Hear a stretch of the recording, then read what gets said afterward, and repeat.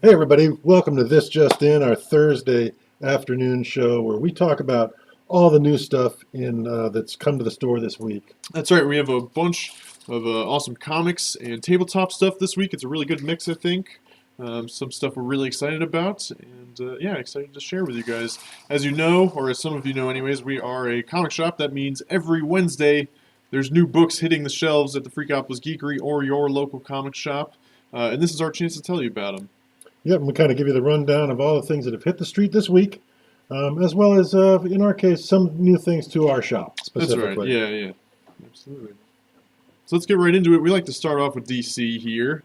And in this case, it's sort of like the big three women characters of DC, I think. Yeah, the three first ladies, as I call them. Yeah.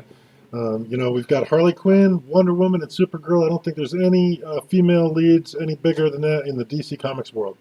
No, I don't think so. Harley gets a new issue this week and is still in that mayoral race for the New York City mayorship. Yeah, she's looking to take it away from a corrupt mayor who's sort of running for re-election, sort of thing, and he's a bad guy. Um, must be pretty bad if Harley's seems like a better candidate for that. But she's been worn down quite a bit on the campaign trail by antics that he's pulled off. She's taken sort of campaign donations from various figures like the Penguin and that sort of thing. So she's got a sort of a bit of a shady campaign running herself. It's really kind of a twisted Harley Quinn can only happen in DC's fictional New York like that. It's pretty funny. Later on, you guys will see there's another issue out this week that has to do with the mayor of New York. Yeah, So that's true. must be election season or Yes, something. definitely. Or it's on the mind for Right, sure. yeah. Moving on to Wonder Woman, we're finally getting a chance to see this brother we've been hearing about in her past few issues. Right, Wonder Woman's brother Jason, which I don't know. I don't know if we really knew about Jason prior to this. But Wonder Woman's brother Jason shows up. They kind of finally found each other. Apparently, he's been sort of sworn not to reveal himself to Wonder Woman, so it required Diana finding him, on her own. His name is Jason, and I think he's been sailing on the Argos, which kind of it sort of Okay. kind of one thing leads to another, and you think maybe this is the Jason. Right, Jason and Right. the Argonauts, Right. yeah. Very mythical, obviously. Wonder Woman draws from that quite a bit, that Greek mythology, so I wouldn't be surprised if they tie it in there. That would be really cool. Yeah, it makes perfect sense, I guess. So, let's see how that plays out. But it's very early in that. But they seem to have a very happy reunion. I don't know what's going to come of that at this point. Very cool. And in the meantime, Supergirl gets a new issue with Supergirl 15, and it's the start of a new arc for her. Plain Sight Part 1. You see that see something, say something. That definitely, sort of gives me like a New York subway vibe with Yeah, that. definitely. It is the start of a new arc. However, it's been getting led up to in the previous issues. There's definitely a sort of a super group working to control superheroes, and if they can't control them, they plan on imprisoning them in some sort of specialized sci-fi cages. Um, Interesting. yeah, It so definitely, I mean, that sounds a lot like Amanda Waller's sort it of does. stuff with Suicide Squad. It does. I think their control level is a bit different. Their approach is different, but definitely the same sort of concept. Get control of the supers, and therefore sort of, control the city. Very cool. So yeah, that's our first ladies of DC. I just want to say thanks so much for joining us, guys. If you want or you feel like it, as the bit says there on the screen, like, share, subscribe, comment, any of those, so that your friends know you're in the know with the awesome, cool new stuff coming out this week. But let's take a look at our next DC releases this week. Next up for DC, yeah, we've got Hal Jordan and the Green Lanterns, and this is a metal tie-in. It is, yeah. It's part of that Bats Out of Hell series that we've been seeing the past couple weeks. It started with The Flash, and then Justice League, and this is the third issue in that tie-in, and it's all that super cool connecting cover Right.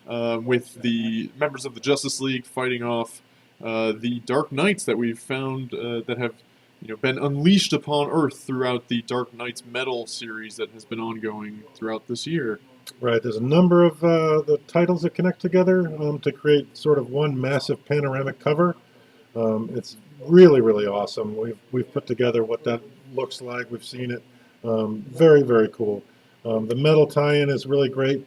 In this case, Hal Jordan is sort of trying to fight off one of these sort of alternate Batmans, alternate version of Batman, and it's basically, as most of these metal tie-ins go, it just gets worse and worse for them.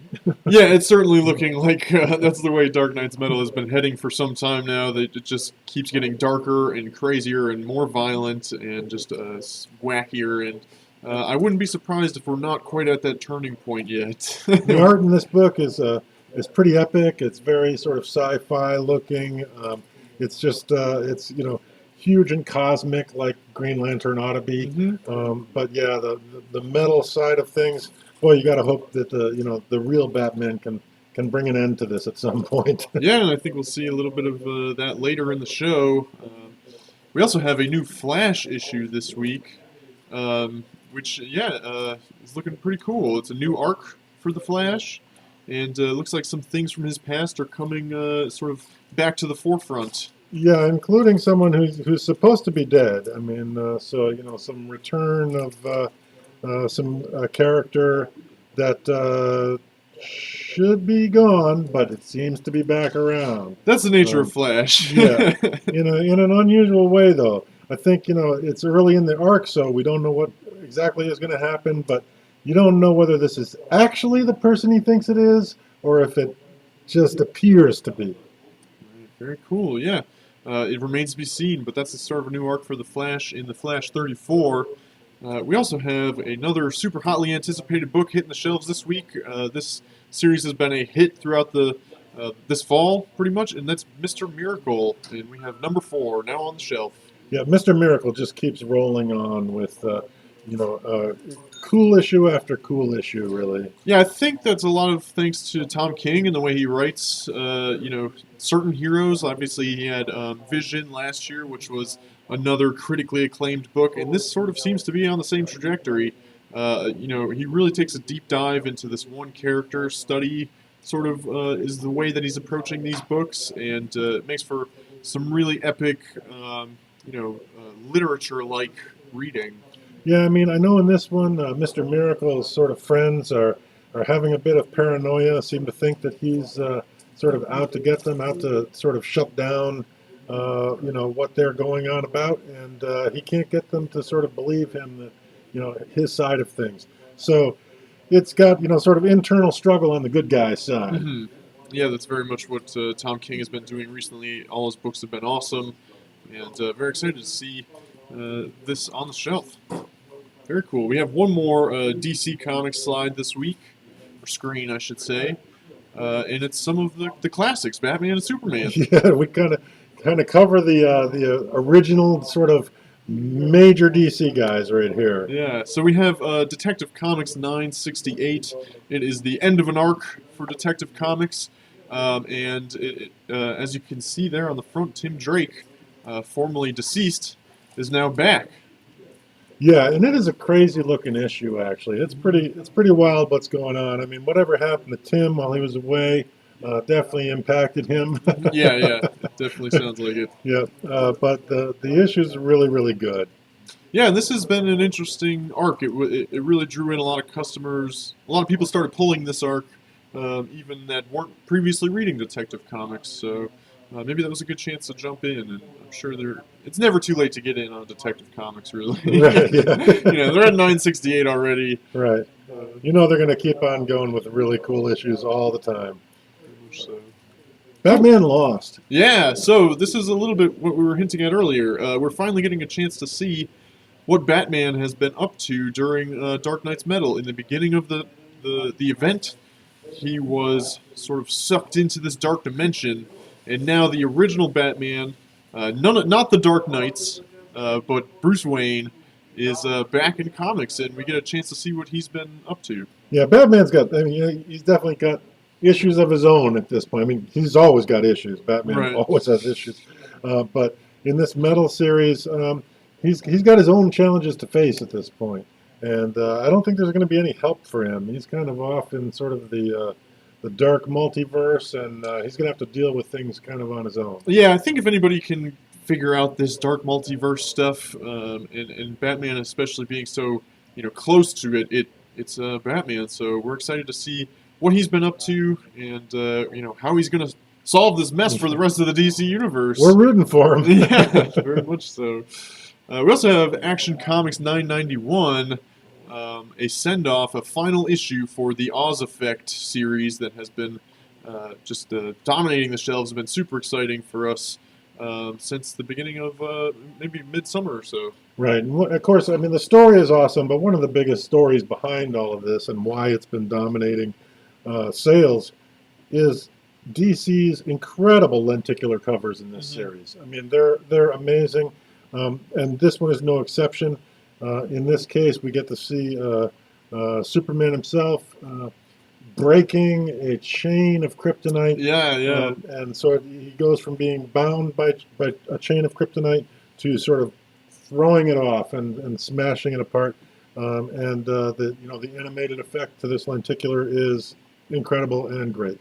Yeah, they've had, DC has really sort of got these lenticulars nailed down to a science in the sense that, like, they give you one portion of a story on one side and another on the other. And we've seen lenticulars lately not, be so well produced, but DC seems to know what they're doing there. Yeah, they're all always awesome and a lot of fun, but some are actually produced artistically better than others. Yeah, it make you say, whoa, okay, that's actually pretty sweet. Yeah, and these Action Comics Oz Effect ones are incredibly cool. And so this particular issue is going to sort of wrap up the sort of fifth part of the Oz Effect.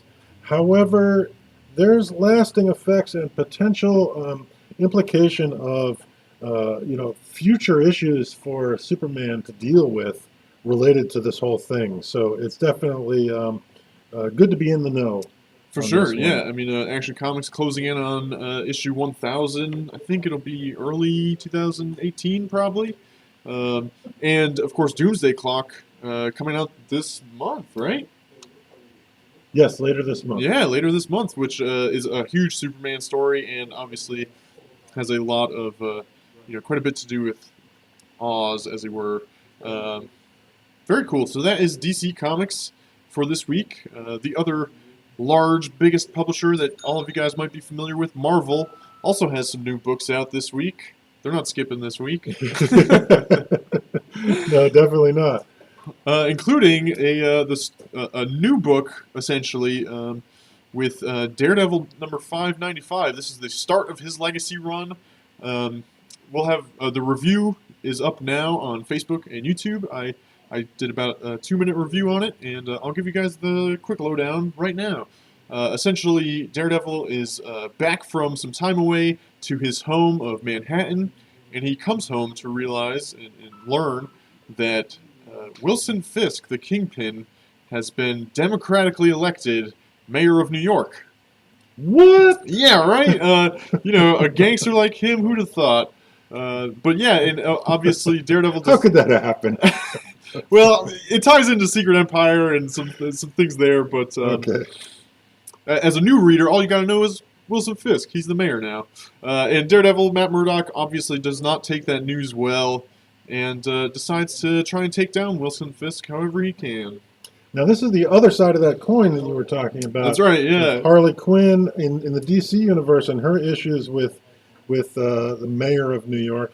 And over here in Marvel, we've got Daredevil dealing with his issues with the mayor of New York. The Kingpin as the mayor of New York. Yeah. Very, very similar issues they're facing. Definitely. Charles Soule's run has been really solid throughout. I'm really enjoying it. It's one of I've been pulling it since the beginning, and it's been really fun. And I'm excited to see him with a new artist who seems to be lending, a more than capable hand to this book. So yeah, Mayor Fisk, definitely a new, really exciting arc for me, and I think a lot of Daredevil fans. Yeah, the cover of that title is just, it kind of speaks so much. I mean, you can see Wilson Fisk just sort of scheming and planning, and Yeah, very much so. you know he's probably going to try and use his power to sort of shut down Daredevil once and for all. He definitely is, and that cover is Sienkiewicz, actually. Awesome. Yeah, totally makes sense. We also have another Marvel. Well, they're all Marvel Legacy now. I guess they're pretty close to being switched over. Yeah, that'd be nice. Yeah, with Venom number 157. Right, Venom, and he's dealing with Kraven the Hunter. Yeah. So Venom manages to sort of stop Kraven from hunting some subterranean dwellers that sort of live under the city, and shut down that hunt on Kraven's part. But of course, what happens at that point? Raven starts hunting Venom. That, Right. I mean, that's the natural thing, is I believe. So Yeah, Kraven, obviously a longtime villain of Spider-Man and Venom himself. Yeah, is going to want to take down Venom. I don't put it past him. yep, and you don't like to have that happen. You don't want Kraven No. hunting you. No, I would love to see him in a movie. You know, I think he would make a really cool villain for Tom Holland's Spider-Man, or maybe in the future Venom movie. He's just a cool character. We also have a new X-Men Gold with Part 5 of Mojo Worldwide. If you guys remember, we've talked about this a little bit on previous shows.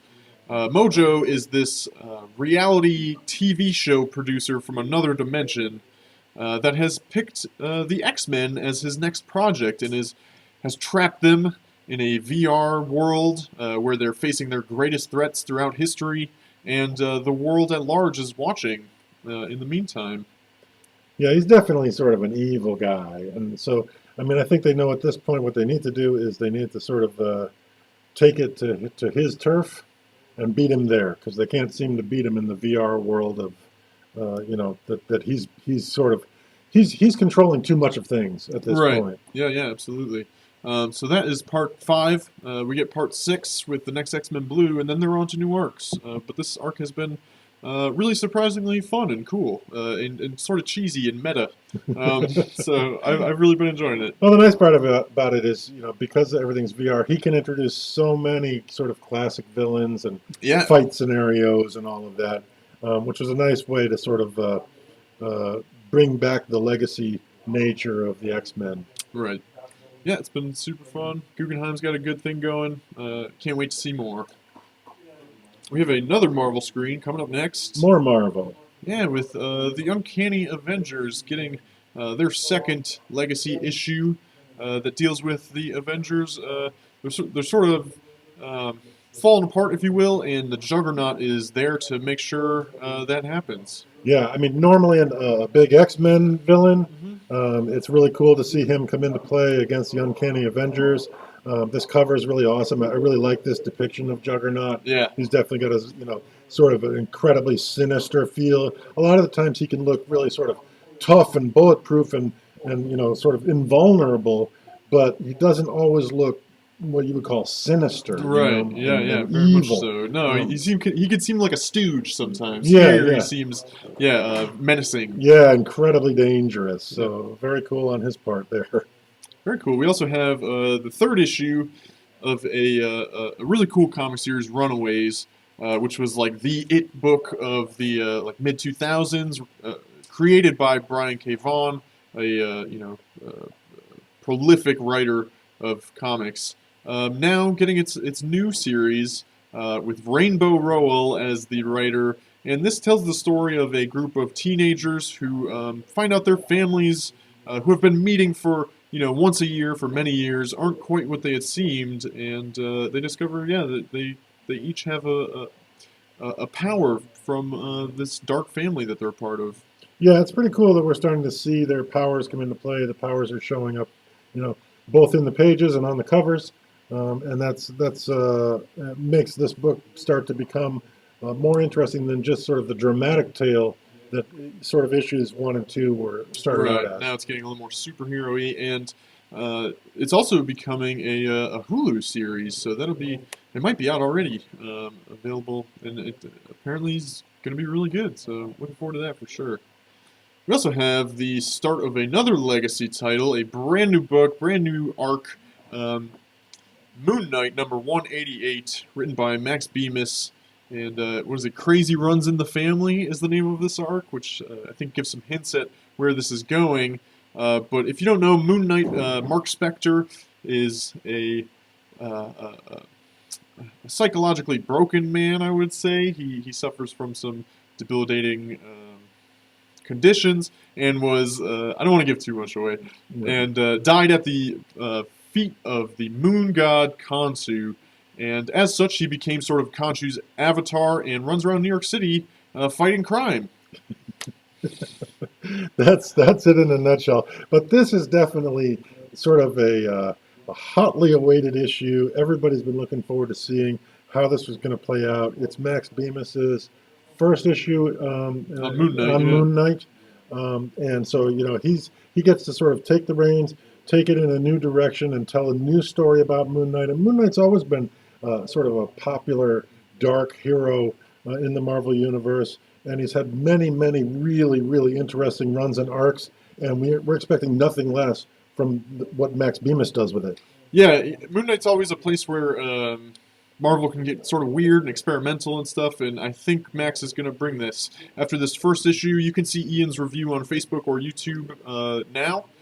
By going to either of those sites for us, and yeah, the first issue gives the sense that it's going to be a little dark, maybe very dark, Maybe very dark. yeah, a little crazy, sort of funny, and really well, structured narratively and artistically. So it was hotly anticipated, and it did not disappoint. Yep, very exciting.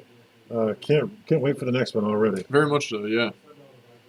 We also have some indie comics, some from Image, another from Boom. Up first is Coyotes, a brand new series that is sort of like I would say, essentially, women are disappearing in the Southwest. This detective goes looking for them and runs into this girl we see on the cover here, who is, not all that she seems. Yeah, this is a really, really interesting first issue. It leaves you wanting more. It definitely, you want to know what's going on in issues 2 and 3 so that you can begin to sort of understand the world that's being sculpted here. Mm-hmm. The art is, it's sort of standout. In fact, the art in all of these books that we're showing on the screen right now is just particularly standout stuff. Mm-hmm. Really, really cool, and a pleasure to look at, and in so many different ways. And the art in Coyotes is pretty dark. I mean, there's some pretty crazy stuff going on in there, and the story is very interesting. I mean, it seems to be, at this point, following a police detective who's trying to figure out exactly what's going on. Yeah, why these women are disappearing. Yeah, but he's definitely encountering some things like he never expected to find when he gets there. So it's definitely an interesting title. Very cool. We also have a new Grass Kings coming out of Boom Studios. This is the story of, essentially follows these couple brothers who have made a home for himself and other like-minded people in this sort of off-the-grid Grass Kingdom, if you will. Yeah, basically a trailer park. Pretty much, yeah. But they don't feel like they're beholden to anybody, and as such, they discover there is a murderer in their little community, and decide it's time to take things into their own hands and find out who this murderer is. Right, they're doing some investigation on their own, and I think part of this, most of this issue, sort of focuses on taking a look at the mute who runs the corner store. Mm-hmm. And he definitely looks guilty. Right. Like he's a particularly bad guy. Well, we don't know for sure because Grass Kings is sort of a deep story. I mean, Matt Kent is the writer, and it is definitely a story with a lot of nuance. Yeah, very much so. There's a really wide-ranging cast of characters that all have their little mysteries and personality quirks that make this really compelling. The art is also, since we talked about Coyotes so much, I feel the need to mention Grass Kingdoms, or Grass Kings, in which it's this really cool watercolor that brings this ethereal vibe to the whole book, printed on this really cool paper that feels like nothing else in your hands and looks like nothing else on the shelf. Yeah, I mean, the whole thing kind of has this sort of dream-like, otherworldly quality to it. Fantastic watercolors, just beautiful, just a joy to look at and to read. Very much so. Next up is a brand new series coming from Image Comics. Port of Earth #1 comes out this week. This was my pick of the week. The review will be up on our Facebook and YouTube later today. I just finished it up, and so you'll get my full thoughts there. But the gist is a group of aliens land on Earth, and people sort of freak out at first, but then they realize these aliens, they're not here to take us over. They just want to make a deal with us. They want to use our planet, Earth, as a bit of a galactic gas station. It's part way between here and there. And Yeah. so it's a good place to fuel up. Exactly. And they promise to solve our energy crisis if we allow them to use it as a gas station. We take them up on that offer, and of course, things don't quite go as planned. Super fun book. I really love Zach Kaplan's writing. He did a book last year called Eclipse that I really enjoyed. The art team on this book has a really unique vision for aliens, their spaceships, the infrastructure they're in, sort of graphic design. They're bringing a lot of really cool things that make this book and world feel really complete. So it was hotly anticipated for me, and it definitely lived up to its hype. Yeah, it's definitely a really cool looking book again. So all three of these books, can't really say enough about the art, the writing, fabulous stuff. Yeah, I will say if you're a fan of sci-fi, aliens, or maybe politics, Port of Earth, definitely a solid book to check out. And that might do it for comics, right? Yep, that covers our comic books for the week. And now we're going to talk about some other things that have come into the shop. Some things are brand new, other things are new to the shop, or we managed to get more of something that we like. So let's take a look. Now, of course, one of our big things here at our shop is HeroClix.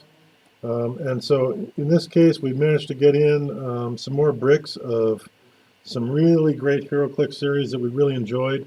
The first one is Deadpool and X-Force, which of course has all of those incredible Deadpool chases and specials, including Deadpool on a unicorn, Yes. the Deadpool version of MODOK, Deadpool Pirate, and slew many of other awesome others. Deadpools. Yeah, super a great set. Really one of our favorites from this year, and it's a great chance to get in now. Really. And then that's a great Marvel series, and then we felt we needed to balance that with some Superman and Legion of Superheroes, which is an awesome DC series, which includes, of course, various Supermans, Wonder Woman, Batman, Green Lantern, basically everybody important in the DC universe as far as heroes goes, Yeah. and a number of villains as well. If you want to play DC HeroClix, you really can't go wrong with this set. Yep. And then finally, as far as booster bricks go, the Iron Man series, which includes Mandarin and his rings, and we got a lot of people collecting those rings, so we wanted to make sure that we had those. There's a number of course, awesome variations of Iron Man. So another great Marvel series. That's not all for HeroClix though. We got a huge restock of certain Gravity feeds and some new ones as well. Yeah, these are fun. Yeah, Thor Ragnarok, obviously now a hit movie, and also one of the most impressive Gravity feed HeroClix set that we've seen in some time. A lot of really powerful characters in there, great sculpts, and if you're a fan of the movie, you can't go wrong with this set. Yeah, I mean, we've been seeing a lot. If people table a team in the competitions or the tournaments using just guys out of this Gravity feed, they can dominate. You can have some good success with it. It's pretty amazing. We've seen people get really sort of run over by some of the guys that are in this Gravity feed.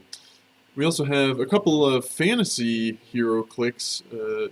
One new to the store, one a mainstay. Lord of the Rings: The Return of the King has a bunch. I mean, the whole cast of the Lord of the Rings is in there, as well as ghosts and orcs. Just if it was in the the Return of the Kings, it's likely in this set. Yeah, and we had to get these in when they became available through our distributor. We knew we better get them because they're going away. We won't be able to get a lot of these series anymore. This might be the very last we can get of them, and so we felt like we wanted to bring them in. We wanted to talk about them on this show so that people were aware that we have them in the shop right now. We don't know how long they'll last, and we don't know if we can get any more. Right.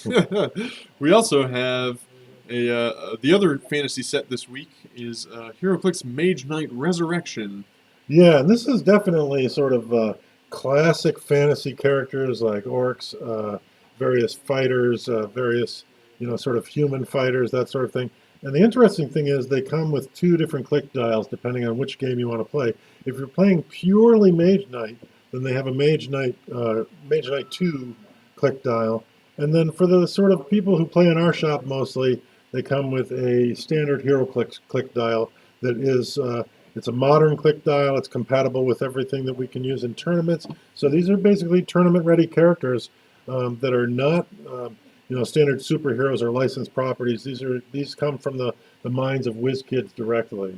Very cool. Yeah, Mage Knight was obviously huge, and HeroClix is a favorite as well. So very, very cool to see those in the shop making their debut at the Freakopolis Geekery. Right. uh, Yeah. I hope we can get some more. We don't know at this point, though. The distributor sort of seems to unveil that they have some available, and we snatched them up as quickly as we could.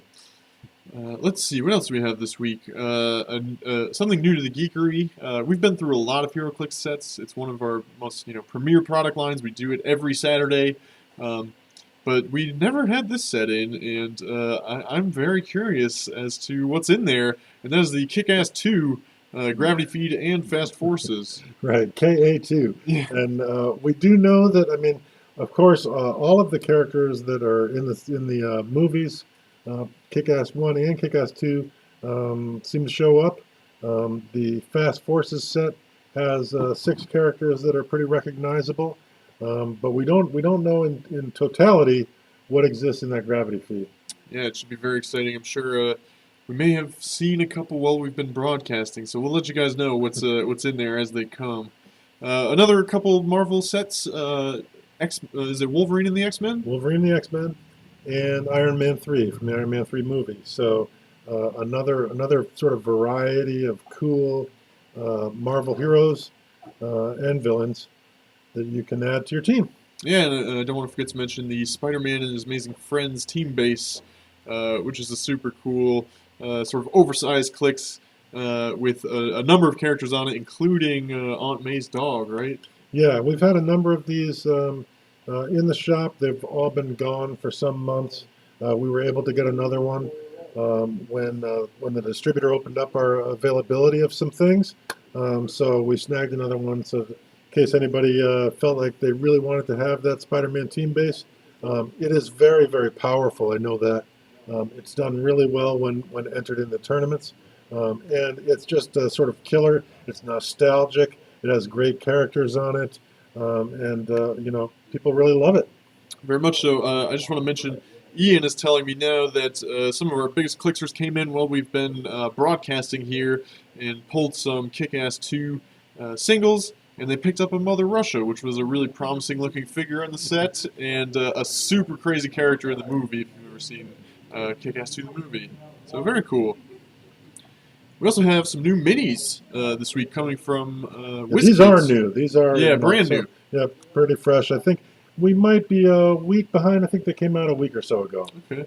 But yeah, these are the Pathfinder's Battles series, which is a box set of 4 random minis from a certain line, all pre-painted, 1 large and 3 like small to medium ones. And yeah, super cool. This is the Maze of Death set, which I believe has like a labyrinth theme.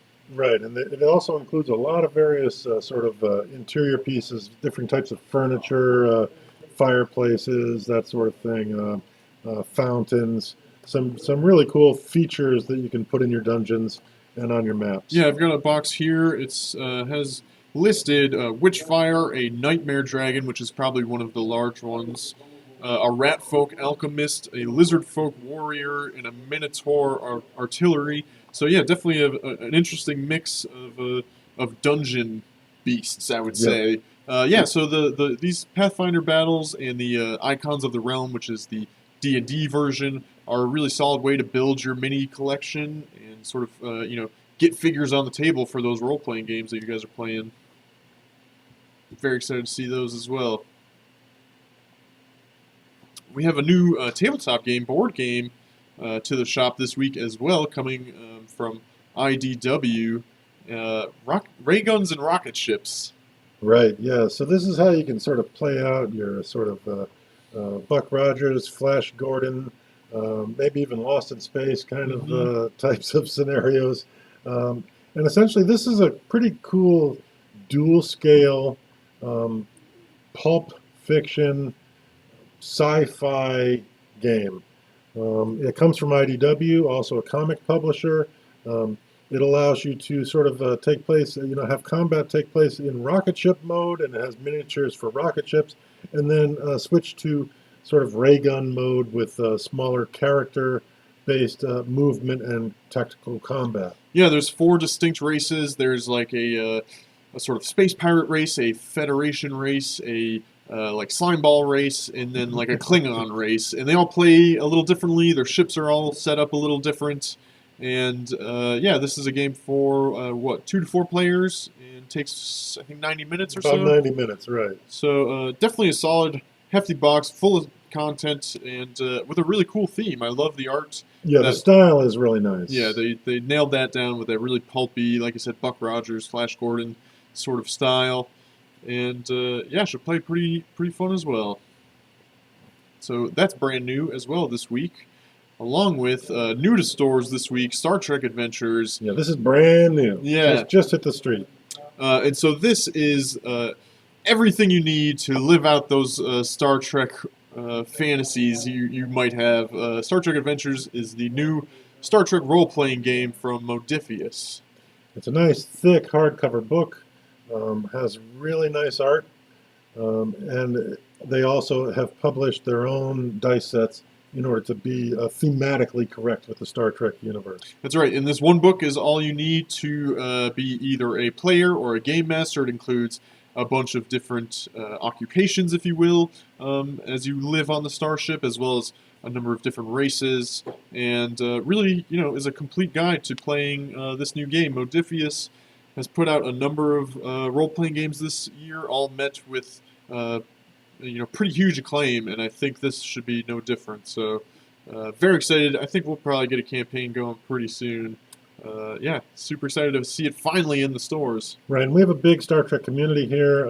They're excited about this game. They haven't had the opportunity to play Star Trek role-playing anytime recently, and they're looking forward to a brand new way to do that. Yep, very much so. And our final piece of new gear in the Freakopolis Geekery this week is a statue. In this case, it's a Venom artifact statue, which just looks incredible. Yeah, this is sort of another one of our we like to have these premium statues here in the shop. This one is just published. It is brand new on the streets. Could be available in your local comic shop if you're not near the Freakopolis. But it's finally out. We've been looking forward to seeing this one come in. Venom is obviously a longtime favorite of a lot of readers and of a lot of comic collectors. And Venom showing up is it's got a unique style to it. Very much so. Yeah. So super excited to have that in. But I think that'll do it for this week's This Just In, rather. Right. Except for we have a couple other things we want to mention while we're here with you guys. Again, thank you so much for joining us. Remember, previews are available at the Freakopolis Geekery. You can pick one of these up, pre-order all your books for January. Right. Most of the stuff that we talked about today, of course, pretty much all of the comics and a lot of the other stuff is ordered through previews. This is where you get it. This is the catalog of comic shops. So if you're interested in getting any of these things, taking a look at previews, having us take a look at it with you is a nice way to do things, and to sort of you can take advantage, and we'll provide you some insight on what might be interesting for your specific tastes. And in particular, you might want to know Previews Magazine, one of everything. If you just want to save some time and get one of everything, this particular month you can get that for $83,203.42. And we would be happy to indulge you. Yeah, just go ahead and send us a message on Facebook and leave a comment. Yeah. Although it does make me a little bit nervous because I think we can't just on our end we can't just check off one of everything. We probably have to select each individual thing and add another. But We're willing to do it there's for the you price. guys. So thank you guys so much for joining us on this week's This Just In. We'll be going live again on Saturday at 6:30 to do another round of Star Trek trivia. It'll be Troy and myself, TJ, here for about an hour, dishing out the Star Trek trivia and giving away some prizes, just having a good time. We had a blast doing it last week. You know, a chat so nice, we're doing it twice. If you get a chance, please like, subscribe, share, comment, send this video, the recorded version of this video, off to your friends so that they can be up to date, in the know, and perhaps join us next week. See you then.